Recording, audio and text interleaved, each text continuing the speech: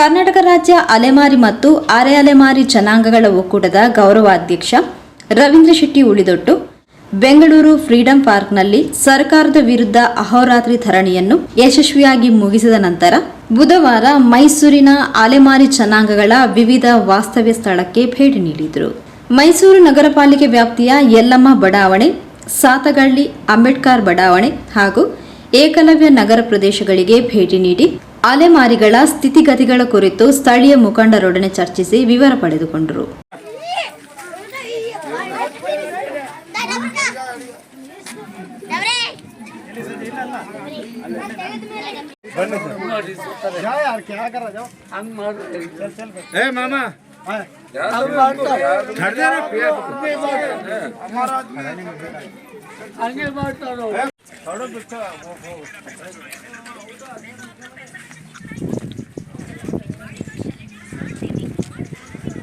ಹೋಗಿದ್ರು ಅವ್ರಿಗೆ ಅವ್ರ ಹೆಸರು ಬರಲಿಲ್ಲ, ಅವ್ರಿಗೆ ಕೊಟ್ಟಿಲ್ಲ.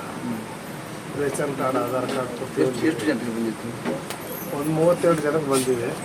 ಮಿಕ್ಕಿದೊಂದು 30-25 ಜನಕ್ಕೆ ಬಾಕಿ ಐತೆ. ನಮಗೆ ಬಯಲ್ಪಟ್ಟಾಗ ಜನ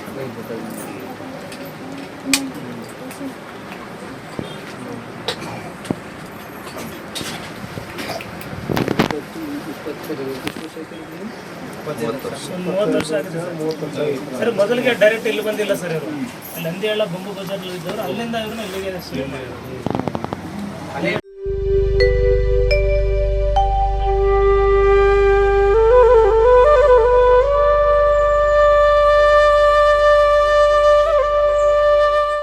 ಆಧಾರ್ ಕಾರ್ಡ್ ಎಲ್ಲ ಇಲ್ಲೇ ಮಾಡಿಸಿಲ್ಲ.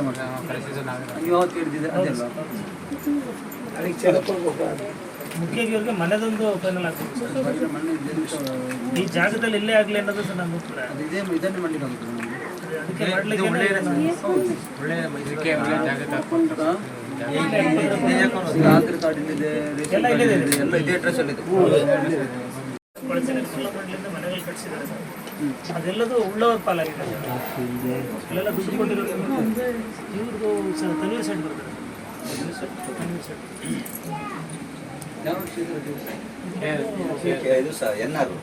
ನರಸಿಂಹರಾಜ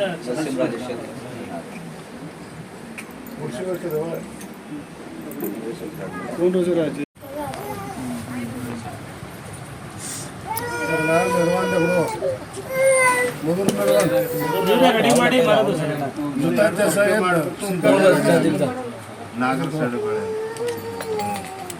ಇವರು ಕಸಬು ಮಾಡುವಾಗ ಸರ್ ಮೇಲ್ಗಡೆ ಕೊಟ್ಟರೆ ಮನೆಗಳು ಕೆಳಗಡೆ ಇರೋರು ಸುಮ್ಮನೆ ಇರೋದಿಲ್ಲ, ಗಲಾಟೆ ಮಾಡ್ತಾರೆ.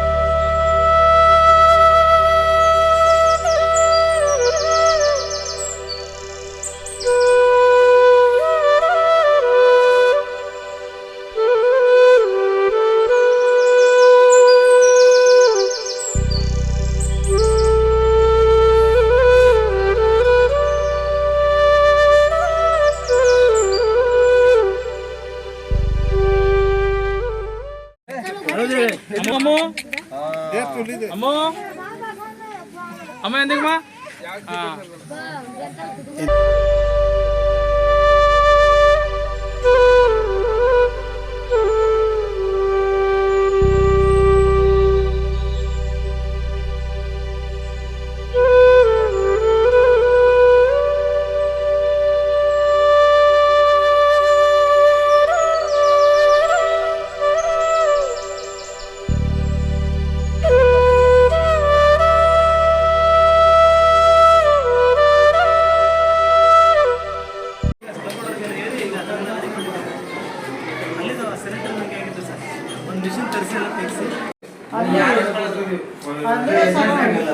ಏಜೆಂಟ್ರಿಗೆ ಕೊಟ್ಟಿದ್ವಿ, ಕೊಟ್ಬಿಟ್ಟು ಮಾಡಿಸ್ಲಿಕ್ಕೆ ಹೇಳಿದ್ವಿ, ಯಾರು ಮಾಡಿ ಕೊಟ್ಟಿಲ್ಲ ನಮ್ಗೆ.